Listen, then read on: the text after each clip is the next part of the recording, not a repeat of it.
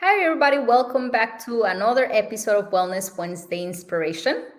My name is Fernanda, and I'm here with Dr. Linda Marquez, my amazing co host.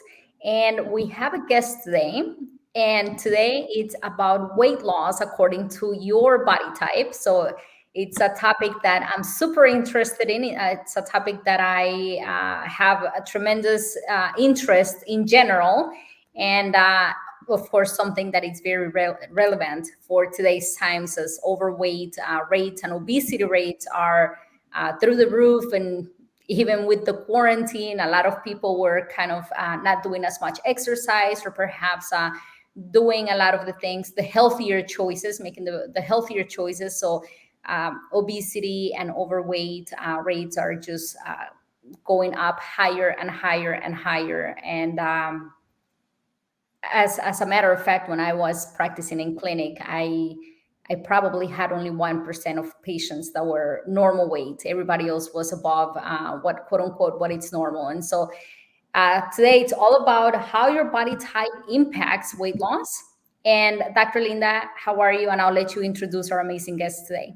Hello, happy Wednesday. It's good to see you, Fernanda. I'm doing amazing. I'm always looking forward to our Wellness Wednesday Inspiration podcast because we learn so much from others. But not only that, just bringing information to our audience, something new, something different. And as you were mentioning, weight loss, that is such a huge, broad topic. And it seems like people are always on a diet. And that's kind of my generalization is I see so many patients that's probably one of the number one reasons that they come and see me is weight loss. They're like, I want to lose weight. What I'm doing now is not working. Before I lost the weight and I'm trying it again 2 years later and it's not working. Mm-hmm. Well, a lot of the times too, if you didn't keep it off, then it didn't work.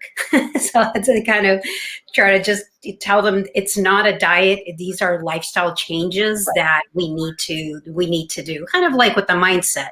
It's like every day we have to, or we don't have to, but we can choose to focus. Yes, we choose to focus on something good or not so good. It's always you get to do it. You don't have to do anything. I think it's the same thing with our health. It's choices that we make. And the interesting thing is, I'm excited about this topic as well because years ago, probably over 10 years ago, I actually did the studying with Dr. Bergs for body types, and a lot of people know who he is with the body types. So it'll be interesting to see how some of these overlap, as this is something that I'm not really familiar with as far as the body typology.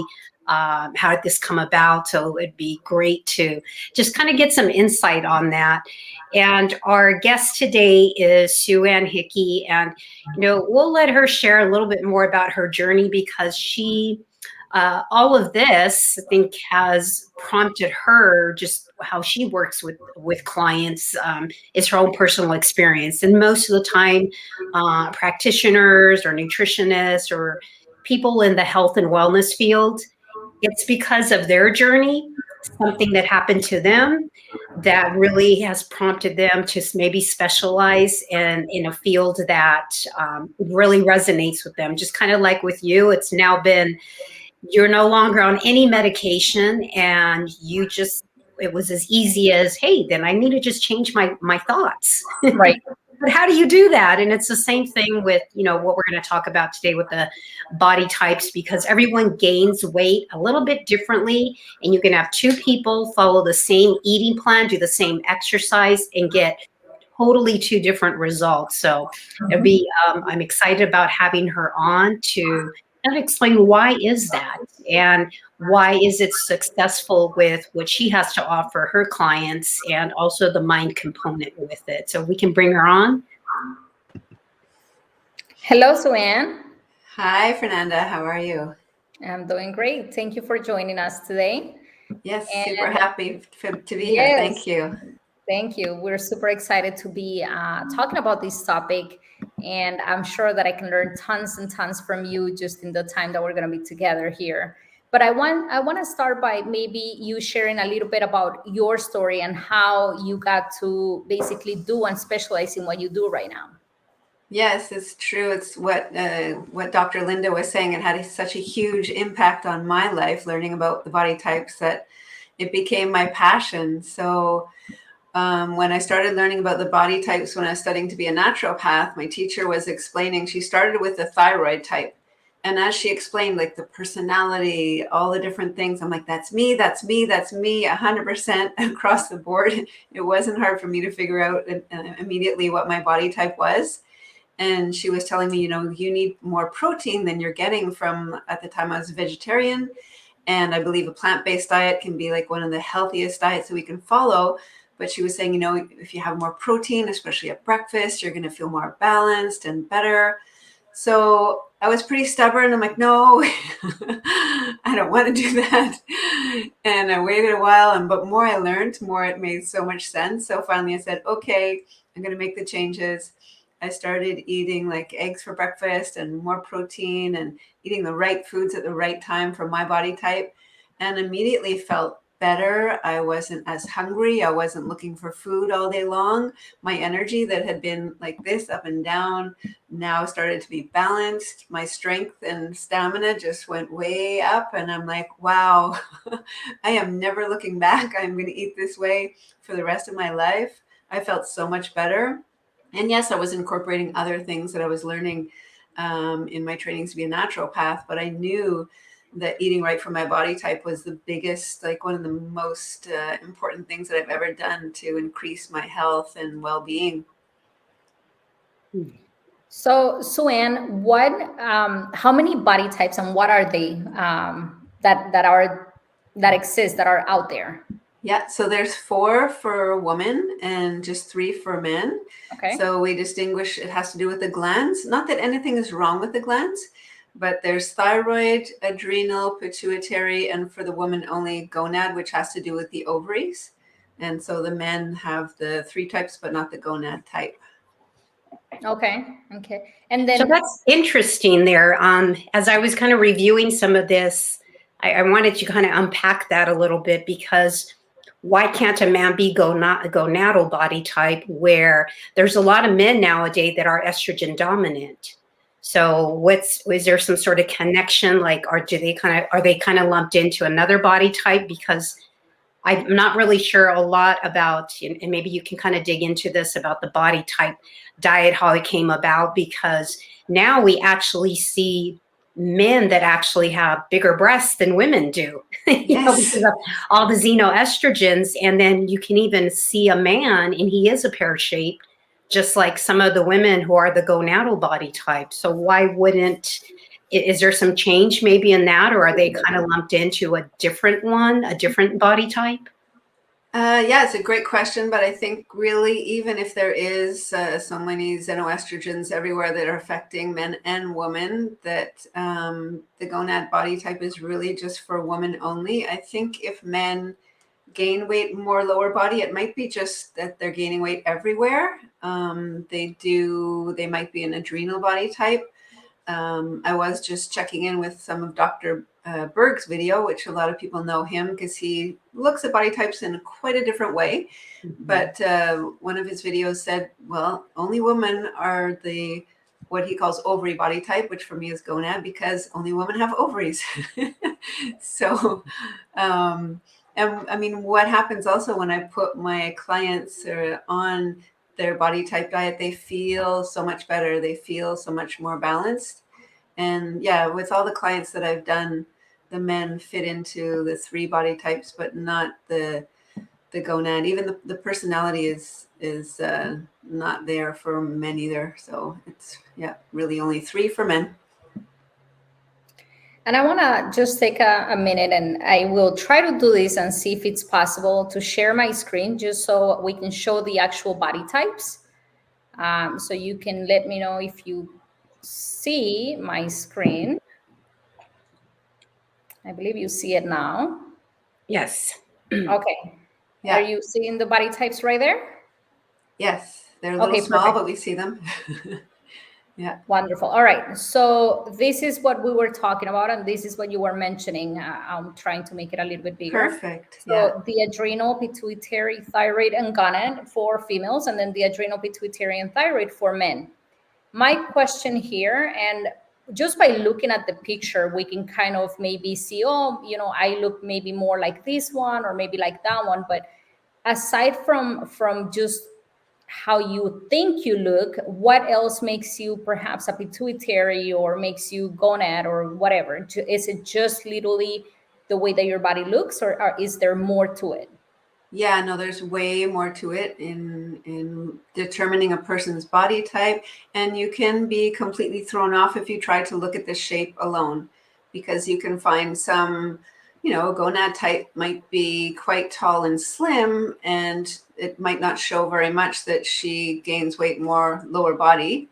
So when I'm figuring out someone's body type, people always ask me that, how do you figure it out? I look at their food preferences. I look at their food cravings. I look at their personality. I look at their energy levels. Are they a night owl or a morning person? I look at what ailments they're more prone to. That can really tell a lot. So it's really a whole global picture that I'm looking at all these different things. And then the body shape also, like what area do they tend to gain weight on? Yes, that can indicate part of it. But yeah, people get confused if they look at the shape and they think, oh, I must be that type because I look that shape. No, you might not be. And the other confusion also is some people think that something's wrong with a gland. So they think, oh, I have hypothyroidism, therefore I must be a thyroid type. No, it's completely different. You can have hypothyroidism and be any of the other body types. So are there any lab testing connected with how you determine which body type a person falls under? No. Or is it strictly just conversational patterns that a person maybe see or that you see when you're actually evaluating a client?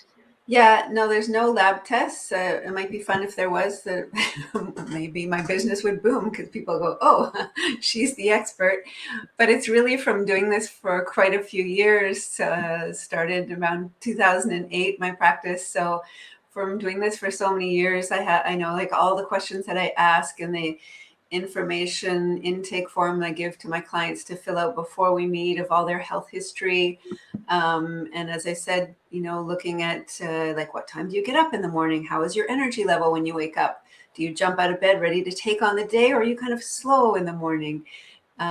So all of these questions, and I consult with them for an hour and a half on the first consultation to figure out what body type they are. And there's some key questions also to pinpoint which body type they are.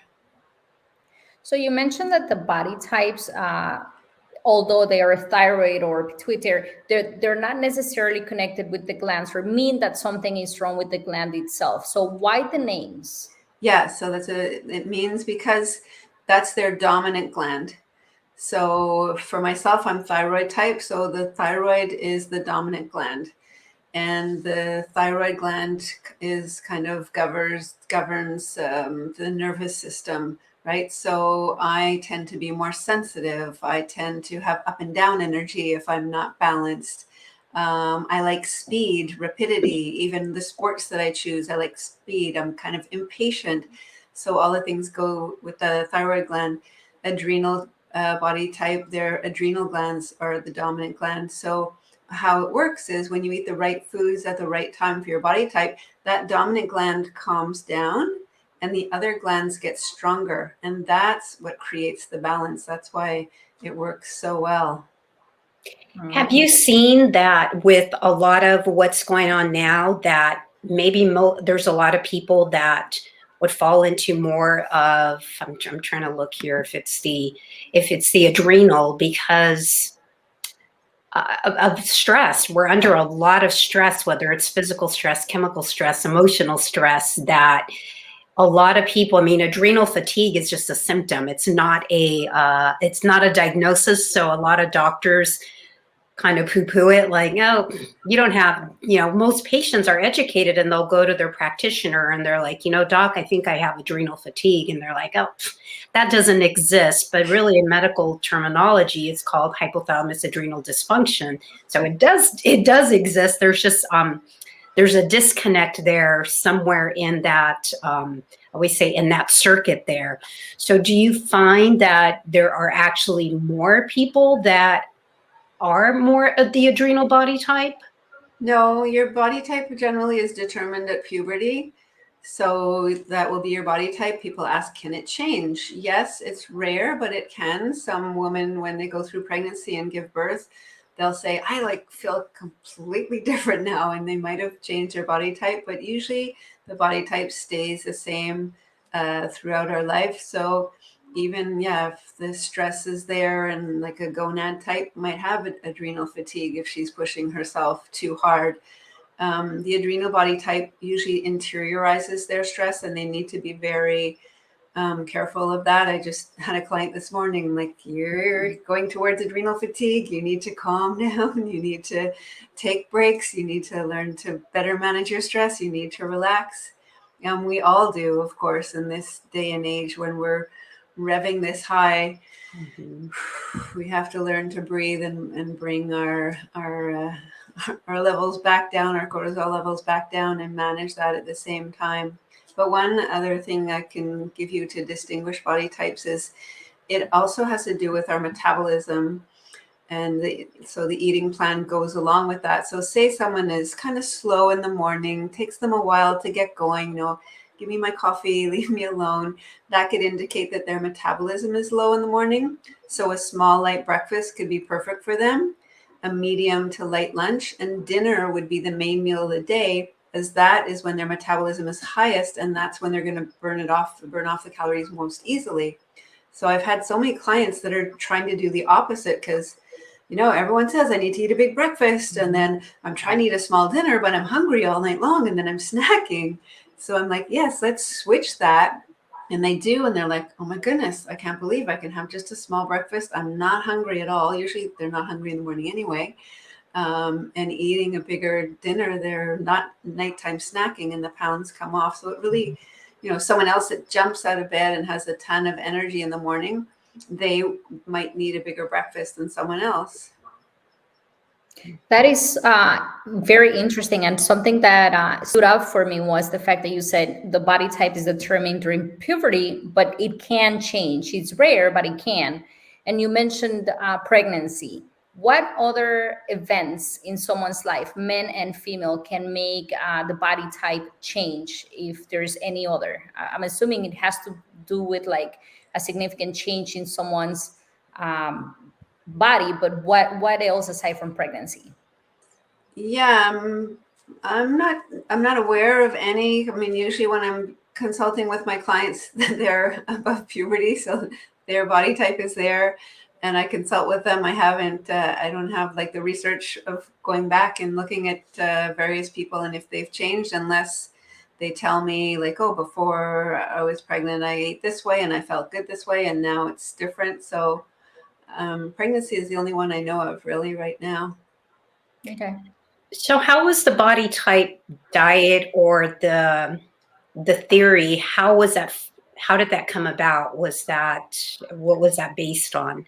Yeah, so originally Dr. Beeler was a medical MD who he wrote the book, forgot the name of it, something, If Food is Your Medicine, something like that, in 1966. And he was a real pioneer. He recognized the overuse of antibiotics, the overuse of medication, and he was really a big advocate of helping, his patients learn how to eat healthier. So we started developing that there was different body types and different ways of eating for each type that would benefit them most.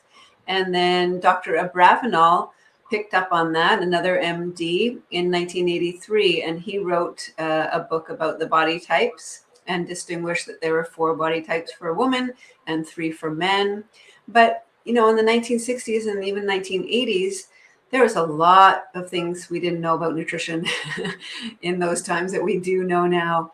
So his, Dr. Bravenel's diet plan was more like another diet, like let's do this restrictive diet for a certain amount of time. So then one of my main naturopath teachers said, this makes so much sense, but let's build up on it. Let's like make it even better. Let's add in all the healthy things that we know now about healthy whole grains and all the different things, and make it into a diet that people can use long term for the rest of their life. And let's build on a little bit of the different personality types and the different ailments that more people are prone to for each body type, to help them avoid those physical ailments later on. So that's where it really came from and developed. So if you mentioned, if someone has a specific body type, they can benefit from different types of foods, different times of the days when they eat certain foods. What other changes do you recommend in lifestyle and nutrition in general for someone with a specific body type? Yes, so the gonad, also known as the pear-shaped body type, they're often the motherly caregivers. They love usually having children, or if they don't, they have their pets, or they're very devoted to their work. And I'm often encouraging them to take the time for themselves, because they tend to put themselves last. They'll never change, which is wonderful. They're wonderful. They are often nurses or massage therapists or therapists, and that's their passion. But how can they take the time for themselves as well and put themselves up a little bit higher on the scale of helping others and helping themselves? So it's a lot about lifestyle coaching that I do. The adrenal body type tends to, as I mentioned, interiorize their stress. So everything they can do to better manage their stress, and exercise, yoga, whatever they can, meditation, whatever they can do to keep their stress levels down. My body type, beware of the stimulants. Usually a thyroid type will look for coffee and sugar and all the things to spike us up. But there's always the crash. So, more protein, less stimulants, less sugar, keeping the carbs down to a minimum to keep us calmer and more balanced. So things like that. And there's even more beneficial exercises that are best for each body type as well. So do you have a book coming out that's going Yes. to explain all this? Yes, we've been hard at work for almost 2 years. My publishing date is hopefully in the spring. I'm putting the last touches on it, and editing and re-editing and working with my writing coach. So Do you have a title for that? The main title would be Body Typology, and I'm working on the subtitle, because yes, I do a lot of weight loss, and yes, it works amazing for weight loss, but like for me and for so many people, it's also about increasing your health. And so I'm looking for the right tagline to show people that, while it's good for weight loss, but it's also good for just so important to help our health be optimal. Mm-hmm. That's exciting if you have a book coming out. So it'd be great. And people can really dig into more of each body type, learn more. And because I know it's such a broad topic to try to like jam into, like, okay, if you're thyroid, if you're this one, and this is what you eat. There's just so much to cover, but exciting that you have a book coming out. And of course they can also get some information on your website in regards to that. You know what I found that was really interesting, and I was mentioning this to Fernanda, that I mean, a lot of it with any issues going on in our life, a lot of it also has to do with the emotional aspect of it. And I know that you dig in pretty deep with the emotional, in particular with a different type of technique that maybe some people have heard of, RTT. Can you explain a little bit about that? Because that is huge, because people know what they're supposed to eat. They know what they're supposed to do, regardless of the body type, that we should take more time for ourselves, that we should drink water, that we should get our sleep dialed in, that we should, or get to, eat healthier food and choices. However, the mental aspect is something that many people tend to struggle with. And probably when they come to you, that's something that you get really dialed in with. So can you explain a little bit what the RTT is? Yeah, sure. As a bit of background, when I first started my practice to be a naturopath, and I found, wow, I have the greatest weight loss, or healthy eating plan ever. But then I noticed that it might not be long-term unless we address the emotional causes, unless we dug deep and help people heal the reason why they were emotional eating, the reason why they were binge eating or eating the wrong foods. And so I was looking for something for quite a long time. And then a friend suggested RTT, which stands for Rapid Transformational Therapy, by Marissa Peer, who's a therapist in England who put together this whole way of working with people. And it's called Rapid because you can help people heal in as little as 3 sessions. It's very powerful.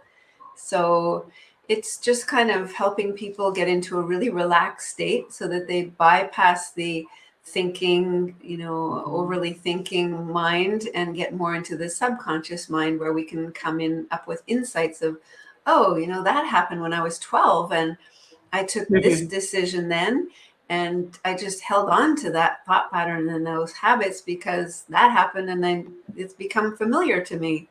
So when we can kind of show them, you're not 12 years old anymore. It sounds silly, but on a deeper level, you don't need to hold on to those things anymore when this and this happened.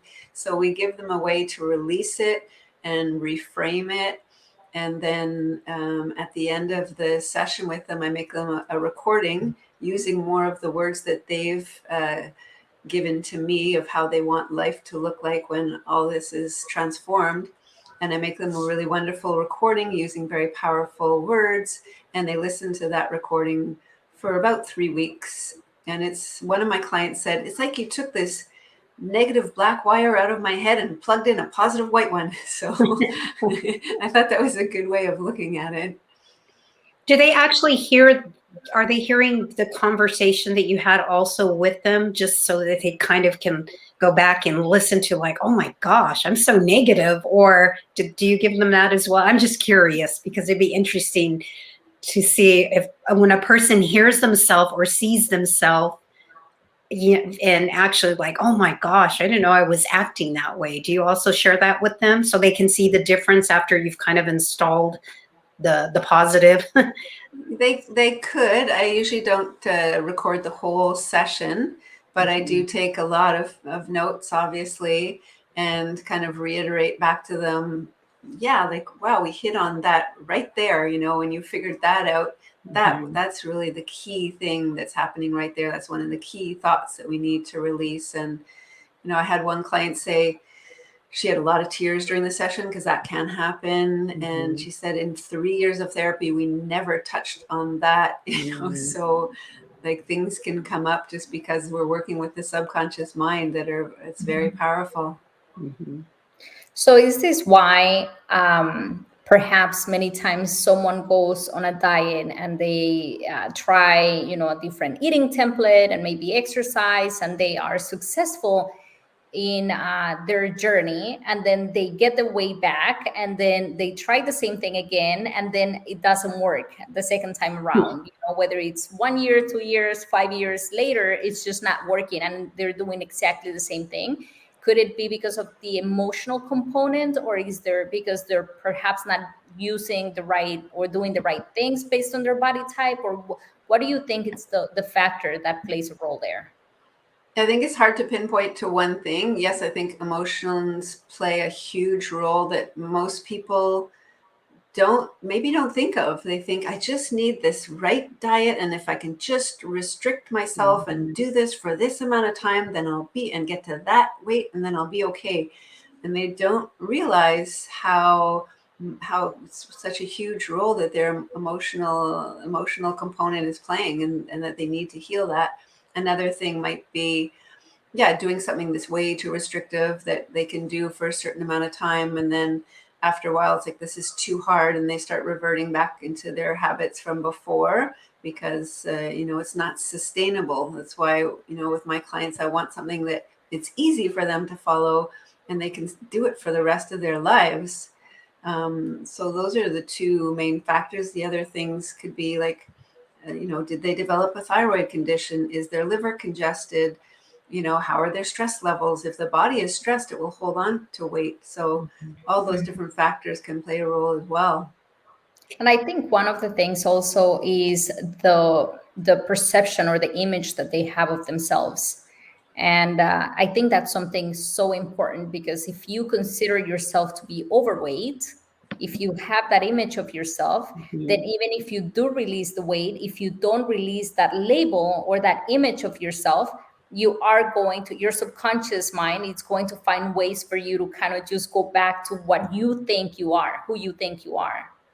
Right. Yes. And so if you're always saying, oh, I've always been overweight and now I lost weight, you're still considering yourself as always overweight. And so what you lose, you find. And so if you don't change that image, if you don't change that label that you're attaching yourself, and if you don't change that image of someone who's now in a much healthier body and someone who is in a natural, it will be, it will come back to you basically. Right? If you think that you're a smoker and you say, oh, I'm a smoker, but I want to quit smoking, 2 weeks later, you're going to be smoking again.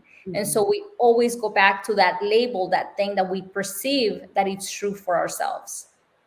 Yes. Yeah. I mean, one of the things that I coach my clients on is I tell them, when you're faced with a difficult decision, you're at a party, you're at a gathering and there's the dessert you really want, or, you're feel more like sitting on the couch than getting up and going for a walk, you can ask yourself, what would a healthy person do? And each decision you have to make, what would a healthy person do? That comes from James Clear in his book, Atomic Habits. Mm-hmm. So what would a healthy person do? And then as you keep on asking yourself that, you start becoming a healthy person and start thinking of yourself as a healthy person. So yeah, it's so much around mindset and a lot around, I find, self-love, self-care, self-worth. All three have to be there. So many of us feel unworthy, not good enough, and we have to heal that as well. That's a big premise of RTT and Marissa Peer is you are enough. You have to get that you are enough. So I kind of wanted to go back on that because you said something, just a huge aha moment about it's an identity that people get stuck in. But with what you do with the RTT is so powerful because it's like you're working on their identity through their subconscious mind, because you cannot consciously change something that's been in the subconscious. And that's awesome how you do that. That's like a bonus that your clients get with the RTT work, because really it's like you're reprogramming them to have a different identity. And when they have that different identity, it's like everything else is almost like effortless. So that's awesome that you're doing that. I just really think that whoever works with you is they're getting like just so much more than, oh, just follow this diet or just do this. It's really digging into that a deeper layer. So I just want to acknowledge you for that, for just how amazing that is that you're doing, and you're changing so many people's lives, not just what they're eating, but they're getting like an emotional release. So that's awesome. Yes, thank you. I just, I needed to go further. I found like, no, I felt this is not okay. I'm not helping them enough. I need another key. Where's the missing key? Like, this is perfect process to use. Yeah. So, Suen, how can people work with you? Where can people find you? What would be the best way for people to contact you? Yeah, so my tagline is Bodytypology. It's all one word, so it's pretty easy to find on Facebook, on YouTube, on Instagram. Bodytypology is my platform, and any of those platforms, they can find my contact information, and I have lots and lots of tons of free videos and trainings and things to read. My website is very elaborate, all kinds of things about healthy eating and like helping migraines, hormones. So yeah, they can check out anything with bodytypology.com and Bodytypology on any of the platforms. They'll find me. Wonderful. Wonderful. Well, Suen, thank you so much for giving us so much information today. It's been a wonderful time, literally getting to learn so much more about health and how much deeper we can continue to go, and how much everything really impacts, because we are comprehensive human beings, right? From mindset to emotions to lifestyle choices and everything else in between. So I, once again, like following what Dr. Linda said, thank you for doing an amazing work, and for being that comprehensive, and really going deep, because it's needed. And people like you that are out there and really wanting to make a significant change from the root, and really finding the cause and fixing the cause, especially like those deep rooted emotional causes. It's wonderful. So thank you so much, and thank you for your time today. And we're looking forward for your book to come out. So hopefully once your book is out, we can get you back on, and excited about that, and to just keep everyone up to date with what's going on with that. So thanks so much. Thank you so much for having me. And yes, thank you for all you're doing and putting all the word out about healthy eating and healthy body and healthy lifestyle. Yes. Thank you. Thank you so much. And we will see you all next week. Next week, the time changes, correct? So it would be 3 p.m. Eastern time. I believe so. Yes. Arizona stays the same. So that's all. I never change Yeah, it. we're still the same, but I think it's going to be 3 p.m. Eastern time, 2 p.m. Central for all of our listeners from other areas. So make sure that you don't miss the episode next week, and we will see you all there. Bye. We'll see y'all. Thank Bye. you. Bye.